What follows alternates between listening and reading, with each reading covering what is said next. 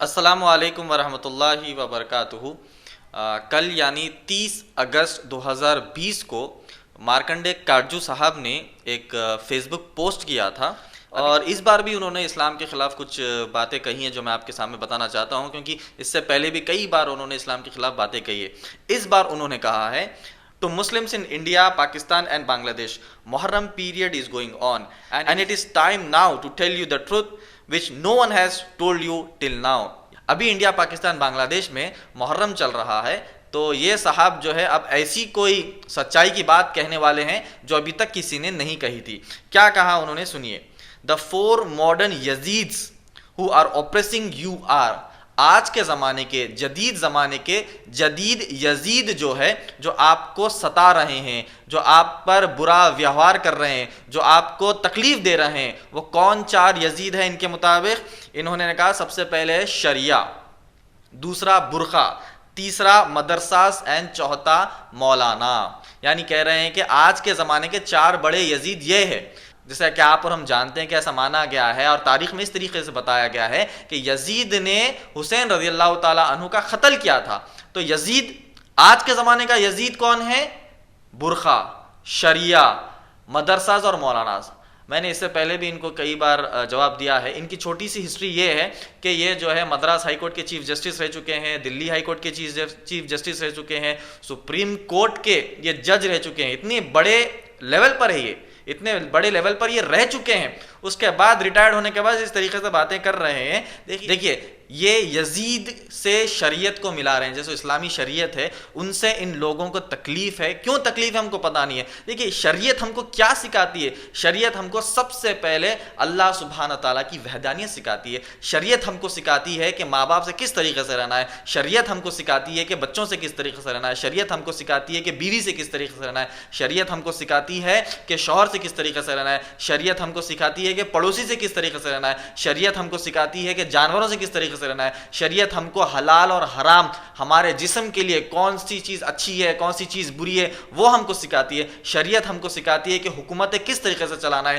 شریعت ہم کو سکھاتی ہے کہ فائنانس یعنی پیسے کے معاملے میں کس طریقے سے ہم کو معاملت داری کرنا ہے، شریعت ہم کو سکھاتی ہے کہ پڑوسی کا حق ادا کرنا ہے، شریعت ہم کو سکھاتی ہے کہ غیر مسلمانوں سے بھی ہم کو کس طریقے سے اچھی طریقے سے برتاؤ کرنا ہے، شریعت ہم کو سکھاتی ہے کہ وہ مسلمان نہیں ہے جب تک کہ اس کا پڑوسی کھانا کھا کر نہ سو۔ اگر پڑوسی اس کا کھانا نہیں کھا کر سو جاتا ہے تو ہم مسلمان کہلانے کے لائق نہیں رہیں گے۔ یہ ہم کو شریعت سکھاتی ہے۔ شریعت ہم کو جان کی حفاظت سکھاتی ہے، شریعت ہم کو مال کی حفاظت سکھاتی ہے، شریعت ہم کو ہماری زندگی کے ہر ذرے ذرے کا رستہ بتاتی ہے تاکہ ہم اس دنیا میں صحیح طریقے سے ہماری زندگی گزار سکے۔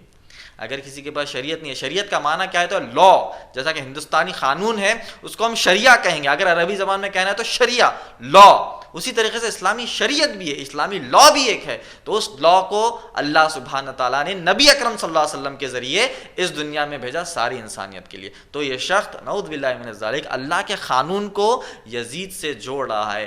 دوسرا اس نے کہا جو مسلمانوں کو برا برتاؤ کرتی ہے، جو تکلیف دیتی ہے، وہ ہے برقع۔ مجھے پتہ نہیں، اس سے پہلے بھی کئی بار انہوں نے برقعے کے تعلق سے کئی بری باتیں کہی ہیں، برقعے کو کئی بار برا کہا ہے۔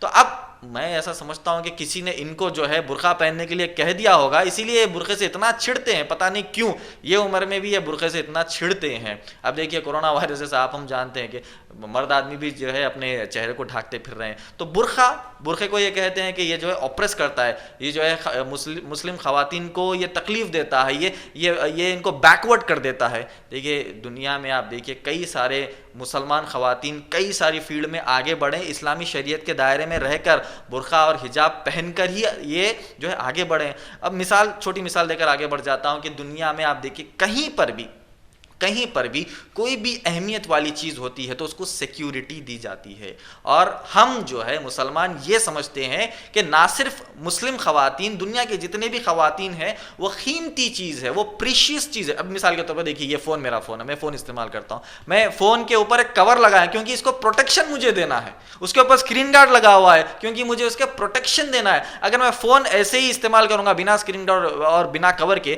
کبھی گر جائے گا تو ٹوٹ جائے گا۔ اسی طرح کوئی بھی ایک اہمیت والی چیز، کوئی بھی ایک پریشیس چیز ہوتی ہے تو اس کو ایک کورنگ دی جاتی ہے، اس کو ایک سیکیورٹی دی جاتی ہے. مثال کے طور پر ہیرا چاندی موتی ہے تو گھر کے خواتین سے آپ جا کر پوچھئے کہ آپ گھر کے دروازے کے باہر رکھیں گے پورے اپنے جویلری کے ڈبے، کچرے کے ڈبے کے بازو جویلری کے ڈبے رکھیں گے؟ ایٹ لیسٹ گھر کے باہر چھوڑ دیجیے، آپ روم کے باہر رکھ دیں گے ایسی کہیں پر؟ نہیں، بولیں گے کہ بھائی یہ اہمیت والی چیز ہے، اس کو سیکیورٹی دیجیے، اس کو کور دیجیے. اسی طرح ہم مسلمان بھی ہم یہ چاہتے ہیں اور مانتے ہیں کہ پوری دنیا کے جتنے بھی خواتین ہیں وہ ایک اہمیت ہے، ان کی ایک اہمیت ہے، وہ ایک قیمتی چیز ہے، وہ ایک پریشیس چیز ہے. تو ہم ان کو کورنگ دیتے ہیں، اس لیے کورنگ دیتے ہیں کہ دوسرے انسان کی، دوسرے مرد آدمی کی ان کے اوپر نظر نہ پڑے، نظر اچھی نظر نہیں، گندی نظر نہ پڑے، اور وہ اپنے دماغ میں کچھ گندا خیال نہ لائے اس خاتون کے خلاف، اسی لیے ان کو کورنگ دی جاتی ہے. اسی طرح کرسچینٹی میں بھی جو ہے حجاب کا کانسیپٹ دیا گیا ہے، ہندوازم میں بھی جو ہے حجاب کا کانسیپٹ دیا گیا ہے. مثال بتاتا ہوں، راجستھان کبھی اب وزٹ ہونا ہے تو جائیے، راجستھان میں دیکھیں وہاں کے خواتین اپنے آپ کو ڈھانکے ہوئے رکھتے ہیں. یہ کلچر ہے، یہ کلچر ہے. تو اسی طریقے سے ہم کو سمجھنا چاہیے برقع کوئی آپریشن نہیں ہے، برقع کوئی ایجوکیشن میں کسی کو پیچھے نہیں کرے گا، برقع جو ہے کسی کو بیکورڈ کرنے کے لیے بتایا نہیں گیا ہے، اور ایک انسان کو، خواتین کو پروٹیکشن کے لیے یہ برقع دیا گیا ہے. اس کا معنی ہرگز بیکورڈ کرنا نہیں ہے، اس کا معنی یہ ہے کہ قیمتی چیز کو پروٹیکشن دینا. اس کے بعد آ جائے تیسری چیز انہوں نے کہی کہ مدرسہ جو ہے ایک آپریشن ہے مسلمانوں کے اوپر. میں پوچھنا چاہتا ہوں کہ مدرسے میں کبھی آپ نے وزٹ کیا ہے یا نہیں کیا ہے؟ آج آپ آ کر دیکھ لیجئے ہمارے جتنے بھی مدرسے، پچھلے زمانے میں ہم یہ مانتے ہیں کہ وہاں پر کمپیوٹر کی تعلیم نہیں ہوتی تھی، وہاں انگریزی کی تعلیم نہیں ہوتی، یہ ہم مانتے ہیں. مگر آج کے جتنے بھی مدرسے ہیں وہاں پر انگریزی کی تعلیم ہوتی ہے، انگلش سکھائی جاتی ہے، English speaking, talking and English communication سکھایا جاتا ہے، وہاں پر کمپیوٹر سکھایا جاتا ہے، وہاں پر سائنس سکھایا جاتا ہے، وہاں پر کئی ماڈرن چیزیں سکھائی جاتی ہے. آج کہ ماڈرن زمانے کے اگر آپ مدرسے کے بچوں سے مل لیں گے تو کامن جو اسکول میں بچے پڑھتے ہیں ان سے زیادہ ان کے پاس علم ہے. وہ حافظ بھی بنتے ہیں، وہ قاری بھی بنتے ہیں، وہ کمپیوٹر انجینئر بھی بنتے ہیں، وہ کمپیوٹر چلانا بھی جانتے ہیں، وہ کیمیکل ریاکشن بھی بتا سکتے ہیں، وہ جو ہے بایولوجی کی چیزیں بھی بتا سکتے ہیں، وہ جو ہے ماڈرن زمانے کے کرنٹ افیئرز بھی بتا سکتے ہیں. اتنے ماڈرن آج کے مدرسے کے بچے ہو چکے ہیں. مگر شاید ہو سکتا ہے کہ ان کو پرانے مدرسوں کا ہی فیڈ بیک ملا ہوا ہے، اسی لیے مدرسوں کو کہہ رہے ہیں کہ یہ آپریشن ہے، یہ جو ہے مسلمانوں کے اوپر ایک تکلیف دہ چیز ہے، یہ مسلمانوں کے اوپر ایک یہ بیکار چیز ہے، یہ کہنا چاہ رہے ہیں. اور مدرسوں کو یزید سے ملا دیا. تو مدرسے آج کے ماڈرن مدرسے ہو چکے ہیں. آج کا کامن اسکول کو جانے والا جو لڑکا ہے ان سے آپ مدرسے کے بچوں کو کمپیئر کروا لیجئے، انشاءاللہ مدرسے کا جو طالب رہے گا وہ اول درجے سے آگے بڑھ کر نکل جائے گا. یہ آج کے ماڈرن مدرسوں کا یہ حال ہے الحمدللہ. چوتھی چیز انہوں نے کہا مولاناز. اب دیکھیے جتنے بھی مولاناز ہیں ان کو انہوں نے یزید کہہ دیا. مولانا کا معنی کیا ہوتا ہے؟ مولوی کا معنی کیا ہوتا ہے؟ ایک ٹیچر. مولوی کا معنی کیا ہوتا ہے؟ ایک پریچر. مولوی کا معنی کیا ہوتا ہے؟ ایک ٹیوٹر. مولوی کا معنی یہ ہے. تو انہوں نے مولاناؤں کو یزید کہہ دیا. مولانا کیا سکھاتے ہیں؟ کیا مولانا سے پرابلم ہے؟ مدرسے سے کیوں پرابلم ہے؟ مدرسے میں قرآن حدیث بتائی جاتی ہے. قرآن میں یہی بتایا گیا ہے کہ پڑوسی کا خیال کرو. قرآن میں یہی بتایا گیا ہے کہ پڑوسی کا خیال کرو. قرآن میں یہی بتایا گیا ہے کہ اپنے جو ہے دوست احباب کا خیال کرو. حدیث میں یہی بتایا گیا کہ نبی اکرم صلی اللہ علیہ وسلم نے کہا اپنے پڑوسی کو کھانا کھلاؤ اگر وہ بھوکا ہے. یہ ہمیں تعلیمات ملتے ہیں. تو مدرسوں سے کچھ پرابلم نہیں ہونا چاہیے. اسی طرح مولانا کیا سکھاتے ہیں؟ مولانا بھی قرآن سکھاتے ہیں، مولانا بھی احادیث سکھاتے ہیں. آج کل کے مولانا بھی ایڈوانس ہو چکے ہیں ماشاءاللہ سے. دیکھیے ہمارے آفس میں بھی کئی سارے مولانا آتے ہیں، کمپیوٹر استعمال کر پورے وہ بیانات کرتے ہیں، موبائل فون استعمال کر پورے بیانات کرتے ہیں. کبھی کبھی ہم کو ٹیکنیکل چیزیں سکھاتے ہیں. دیکھو بھائی واٹس ایپ میں ایسی چیز ہوتی ہے، جی میل میں ایسا ہوتا ہے، اور جو ہے فلاں آپ جائیے وہاں پر ویب سائٹ سے وہ چیک کریے. ہم کو کبھی ویب سائٹس معلوم نہیں ہوتی ہے تو ہمارے مولانا کہ ہم کو سکھاتے کہ ویب سائٹ پہ جائیے، یہ مجموعہ آپ کو وہاں پر ملے گا، یہ فتویٰ آپ کو وہاں پر ملیں گے، انگلش کا ویب سائٹ یہ ہے، اردو کی ویب سائٹ یہ ہے، تیلگو کی ویب سائٹ یہ ہے. مولانا ہم کو سکھا رہے ہیں آج کل. تو مولانا حضرات بھی آج کل بہت ایڈوانس ہو چکے ہیں، پوری ٹیکنالوجی وہ جانتے ہیں. تو بتانے کی بات یہ ہے کہ جو مارکنڈے کاٹجو صاحب نے یزید سے ان چار چیزوں کو ملا دیا، بالکل غلط بات ہے. اس طریقے سے نہیں کرنا چاہیے.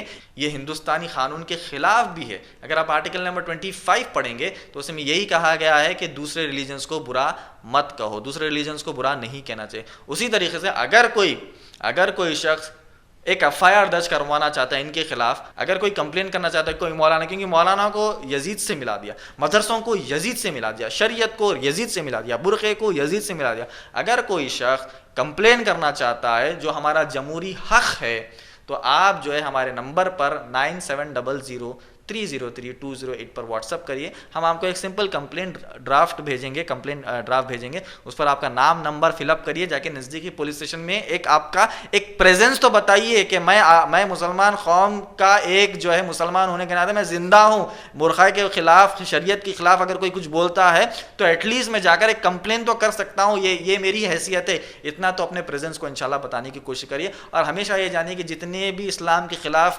لوگ باتیں کرتے ہیں، ہر مسلمان کو ایجوکیٹڈ انداز میں جواب دینا چاہیے، اس میں وائلنس نہیں ہونا چاہیے، اس میں بھڑکاؤ بھاشن نہیں ہونا چاہیے، اس میں بری باتیں نہیں ہونا چاہیے، اس میں دوسرے مذاہب کے خلاف کچھ بھی نہیں ہونا چاہیے، ایجوکیشن کے حساب سے ہم کو جواب دینا چاہیے۔ اسی طریقے جس طریقے سے انہوں نے مولانا کو برا کہا، ہمارے ہندوستان کے سب سے پہلے ایجوکیشن منسٹر کون تھے؟ مولانا ابوالکلام آزاد۔ اب ان کو کیا کہیں گے آپ؟ وہ بھی یزید تھے، نعوذ باللہ من ذالک، وہ بھی یزید کی ذہنیت کے تھے؟ نہیں تھے۔ تو اس طریقے سے ان ایجوکیٹڈ اور ہاف نالجبل باتیں ہم کو ہرگز نہیں کرنا چاہیے انشاءاللہ۔ اور آگے انہوں نے کہا ہے if you want progress and prosperity you must get rid of these modern یزیدز، یعنی اگر آپ کو پراسپیرٹی ہونا ہے، آگے بڑھنا ہے، آپ کو کامیاب ہونا ہے تو آپ کو ان 4 یزید کو چھوڑنا پڑے گا، نعوذ باللہ من ذالک۔ Modern Yazidis, these tyrants, and modernize as was done in Turkey by the great Turkish leader Mustafa Kemal. Otherwise you will remain condemned in poverty, ignorance and backwardness. نعوذ باللہ، اگر آپ کو آگے بڑھنا ہے، آپ کو پراسپر کرنا ہے، کامیاب ہونا ہے تو ان 4 یزید کو چھوڑو۔ کون ہے 4 یزید؟ شریعہ، برقعہ، مدرسہ، مولانا۔ ہم ان کو سمجھانا چاہتے ہیں، ان کو کوئی بتائے، جا کر ان کو بتائے کہ نبی اکرم صلی اللہ علیہ وسلم نے ان 4 چیزوں کی بنیاد پر اور اللہ کے دوسرے احکامات کی بنیاد پر نبی اکرم صلی اللہ علیہ وسلم نے مکے میں، مدینے میں جتنی بھی برائیاں تھیں ان سب کو دور کیا، وہاں پر شریعت نافذ کی، اللہ کا قانون نافذ کیا۔ جب اللہ کا قانون نافذ ہوا تو وہاں سے شرک گیا۔ جب وہاں پر جو آیتیں آئی قرآن کی کہ تم اپنے اوپر حجاب پہن لو تو وہاں کی خواتین کی عزتیں بچ گئی، ان کی عصمتیں بچ گئی، اور وہاں پر نبی اکرم صلی اللہ علیہ وسلم اپنے صحابہ کو درس دیا کرتے تھے، وہاں کا نبی اکرم صلی اللہ علیہ وسلم کا مدرسہ تھا۔ وہی صحابی پھر سب سے بڑے اس امت مسلمہ کے مولانا بنے، اور جب وہ مولانا بنے، جب وہ جو ہے ایک صحابی بنے ماشاءاللہ، تو انہوں نے انقلاب لایا۔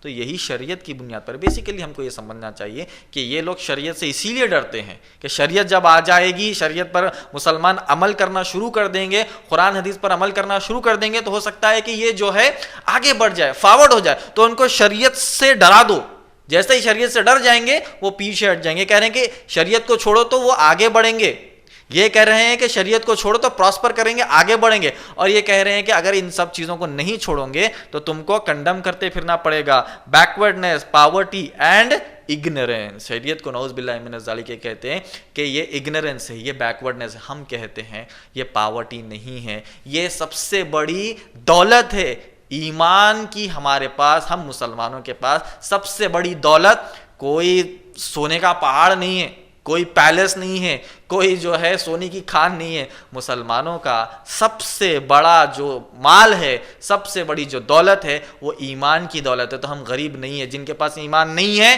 وہ سب سے بڑے بھکاری اور غریب ہے۔ کہا کہ اگنورینس، شریعت اگنورینس ہو سکتی ہے، شریعت تو ہدایت ہے۔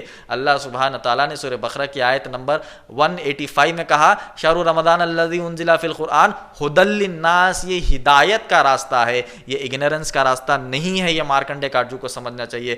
آخری میں انہوں نے کہا کہ یہ بیکورڈنس، یہ بیکورڈنس نہیں ہے، یہ فارورڈنس ہے۔ ہمارے پاس اتنی فارورڈنس ہے کہ اگر ہم صراط مستقیم کا راستہ پکڑ کر سیدھا فارورڈ جائیں گے تو انشاءاللہ ہمارے اعمال کی بنیاد پر قرآن اور حدیث کی روشنی میں اگر ہم زندگی گزارتے ہیں تو وہی فارورڈنس سے انشاءاللہ ہم جنت میں جائیں گے۔ تو یہ پاورٹی نہیں ہے، ایمان کی ہمارے پاس دولت ہے، یہ بیکورڈنس نہیں ہے، یہ جو ہے بالکل فارورڈنس ہے، اور اسی طریقے سے ہم انشاءاللہ زندگی گزاریں گے۔ تو شریعت کو، قرآن کو، اللہ کو، برقعے کو، حجاب کو، نقاب کو، مولانا کو، مدرسے کو اٹیک کرنا بند کریے۔ یہ کر ہی لوگ جو ہے اپنا کریئر جو ہے سنبھال کر چل رہے ہیں۔ دیکھیے اپنا کریئر بھی سنبھالنا ہے تو ہی اسلام کا سہارا لینا پڑ رہا ہے، یہ اسلام کی یہ طاقت ہے انشاءاللہ۔ جزاک اللہ خیر۔